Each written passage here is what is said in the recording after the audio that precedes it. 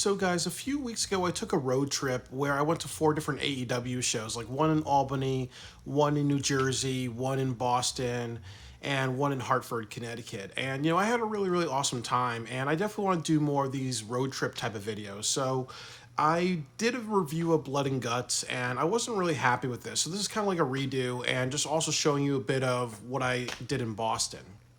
So I went to the Prudential Center and I went to this really nice restaurant where it had oysters with bacon on top. And it was really, really awesome. I also got really nice dessert. And then I also got like Wagyu meatballs as well. And they gave me infinite cherry soda. And the Prudential Center had some very, very beautiful views. And Boston, it reminds me of Tokyo a bit with like how condensed the streets are. So it was a very, very beautiful night. And it was a great like start to this road trip that I did. The next morning, I went to a donut shop, and they had some really awesome donuts.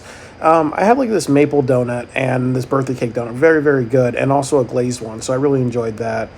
I decided to do some whale watching, and I really didn't enjoy it. It was just boring, and I will never do that again in my life. And I went to a restaurant, got watermelon salad. I've never had this before, so that's like feta, cucumbers, and watermelon. I gotta start making this at home.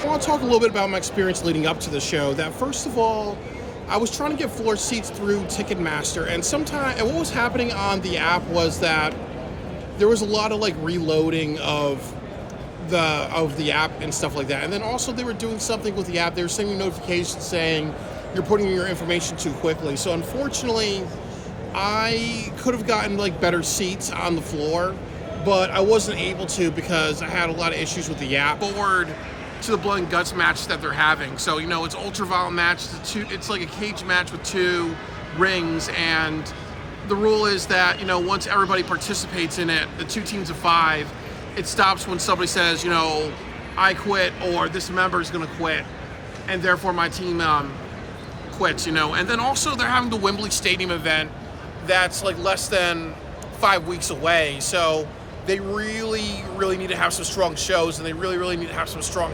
story development. Like tonight should honestly be like, this is what we can do, and we have 2 pay-per-views towards the end of August. So we need to bring the best game possible, but also make stories that lead to those results. Because you can't just have something like just so many matches thrown together, which is kind of an issue with this company. So I'm really just hoping that this show is kind of like a hype for both the all-in pay-per-view and then the all-out pay-per-view.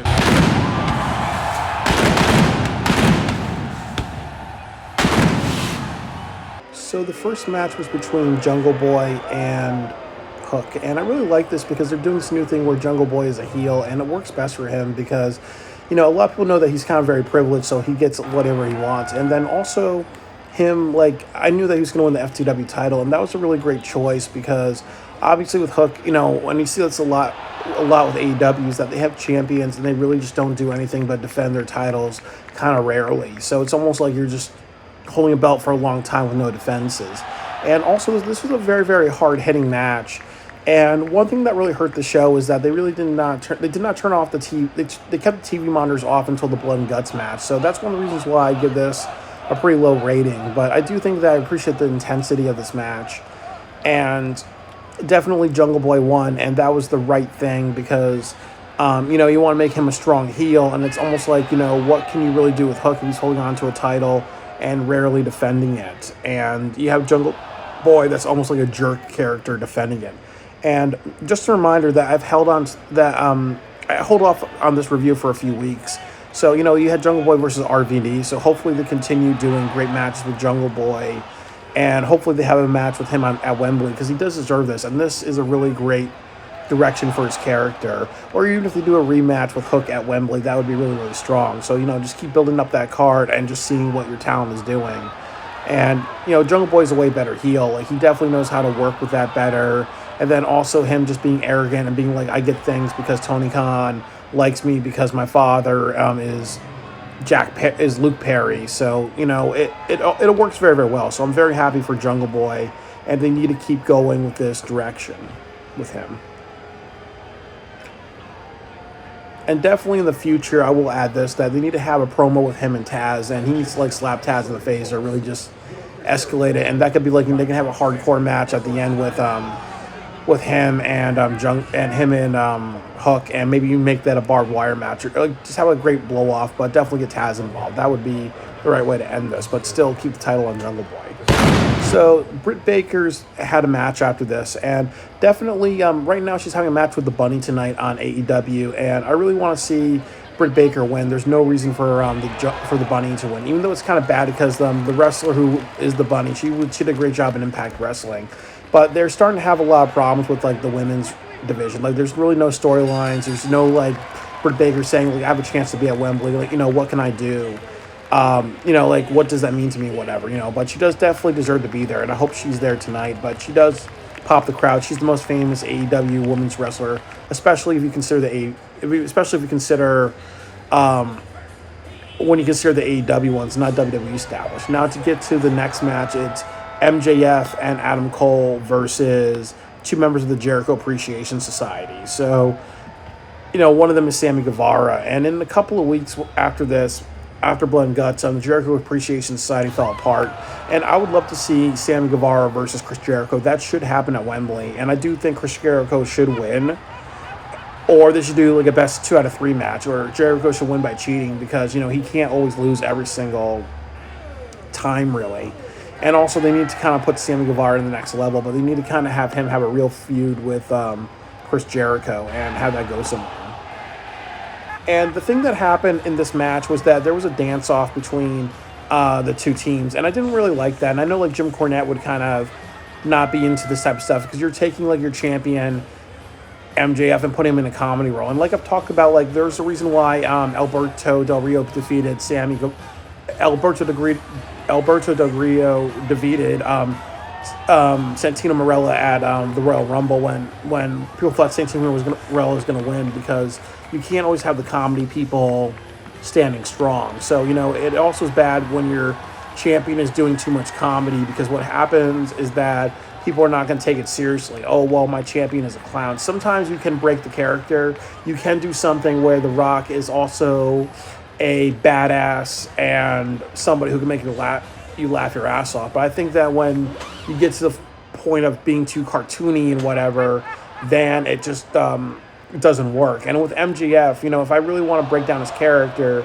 he really comes off like a frat boy, or just like, almost like a bully, a frat boy bully. That's really kind of like his character. But definitely, I do kind of like wonder if, what they're going to do with him after he loses his title. And definitely he shouldn't just jump to comedy, even though that can pop the audience.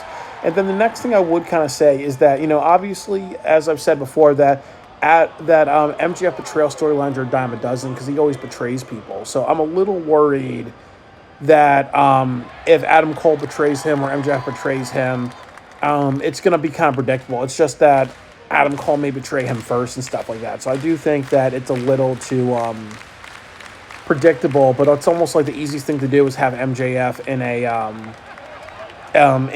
a betrayal storyline, because you've done that many, many times. And then also, like, with MJF, he's a very, very manipulative person. So definitely if he is being comical or whatever, he's just doing what's best for him, being a very, very manipulative, fake nice person. So I do hope that they find more ways, better opponents for him, where he doesn't have to do the betrayal storyline.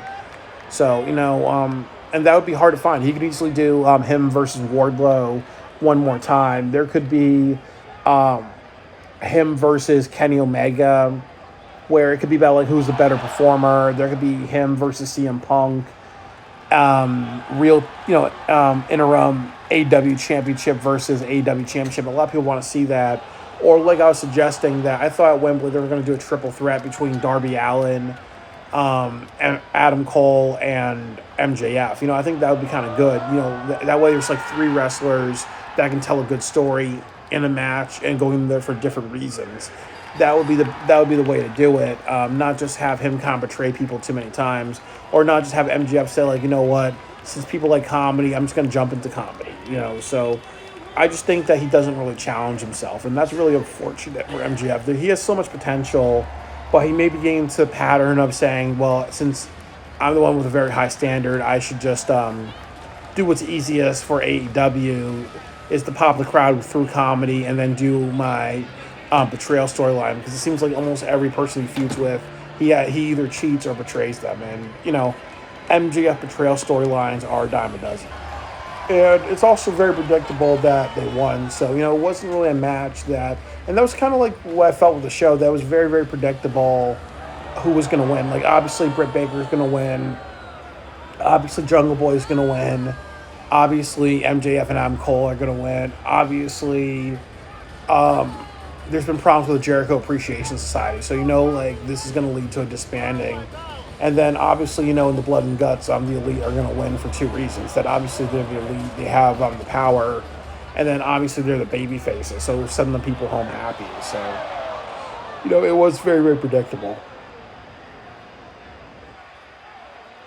And even when you look at this footage and you see, how there may be some teases in the relationship between MJF and Adam Cole, I don't really buy it because, as I said, you see this so many times in MJF, his betrayal stuff. So I do think that when you watch it, you're like, oh, well, we know how this is going to turn out. One's going to betray the other, or they're not going to betray each other, but they're going to keep you in a suspense until it gets old and they actually rush into a betrayal storyline. So I do think that it is just predictable. It doesn't really excite me at all.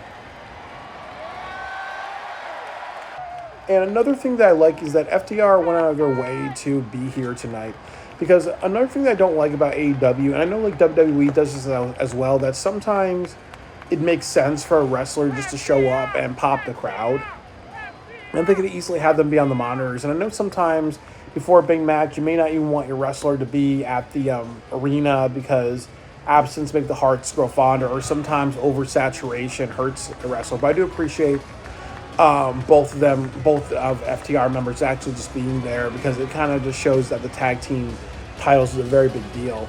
And while I kind of felt that, them taking titles off the Acclaim was very premature, and more than likely they put on the Gun Club, then they gave it to FTR just because they wanted to not have a babyface team, the Acclaim versus the babyface FTR.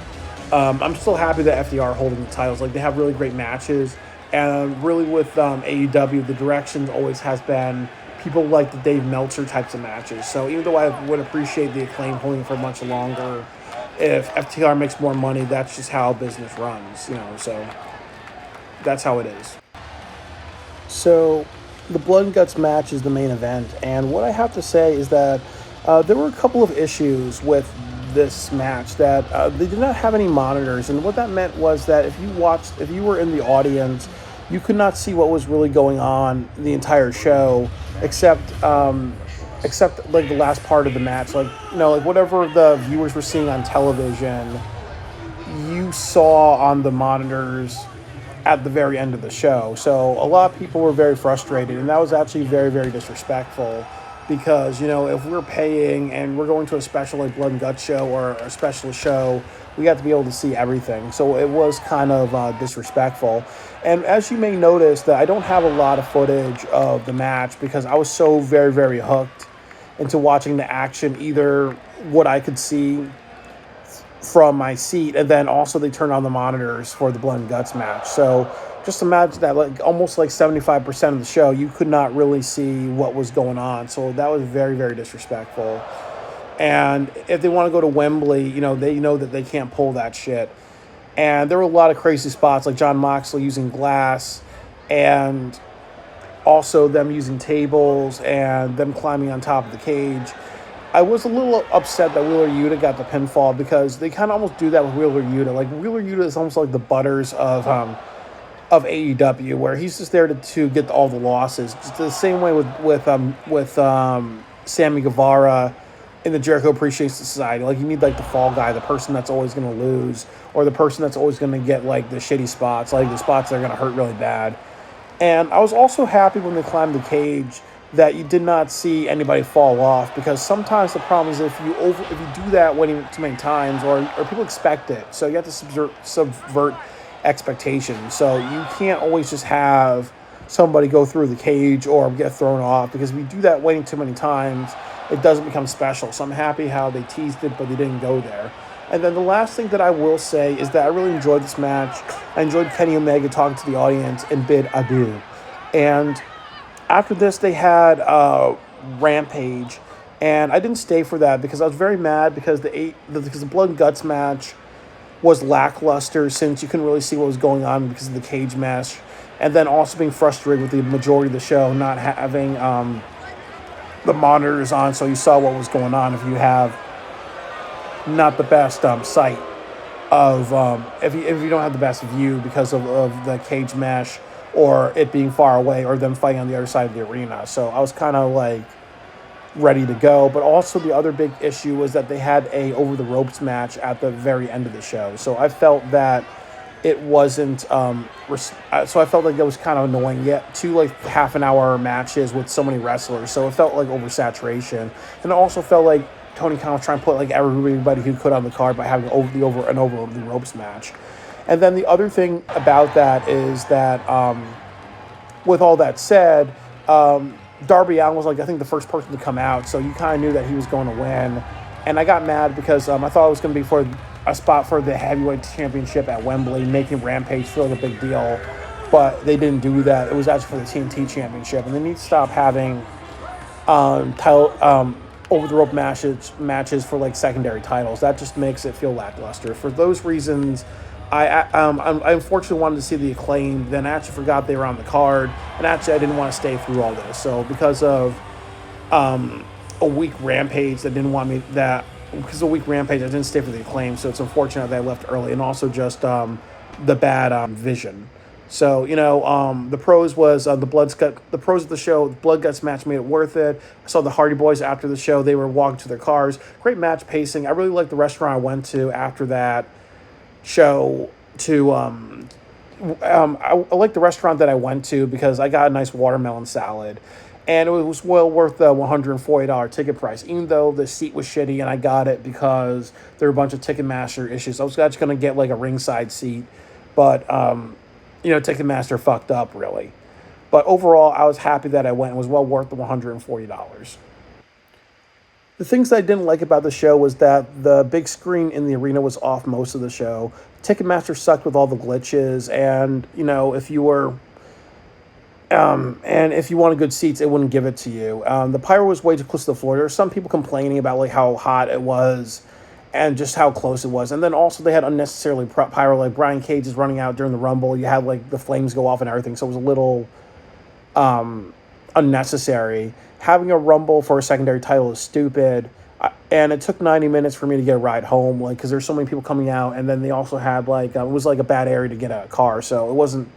So those are things you think about. I learned that you have to walk a couple of blocks away from the arena, and then that way you get a good vehicle.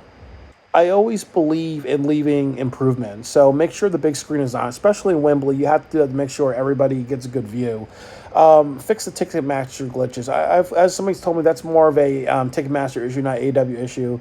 I like that they didn't have too many matches, because sometimes with AEW shows they have like 16, 17 matches if you count the pre-card. So it gets a little too much. Fans don't like the lack of storylines. I was talking to some people after the show, and they were talking about like how it seems like they have match after match after match.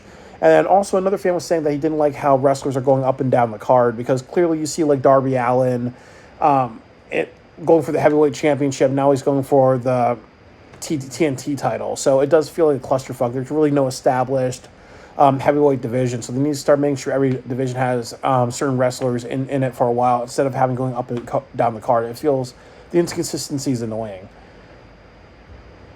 So with everything said, I give it 3 out of 5 stars. Definitely I was happy that there was a specialty show. If I was to pay $140 with the seat and everything experience, I would say definitely 3 out of 5. There are more positives than negatives, but definitely there's a lot of things that they can improve on to make it a worthwhile experience. I gave the show a C+, because I said it was worth going, but definitely the issues of the show are very, very significant, and definitely them not having the monitor on was very unprofessional. And it's also very unprofessional to have a 50-minute match and then have a Royal Rumbles type of match after that. It's just too taxing on your audience, so that wasn't good.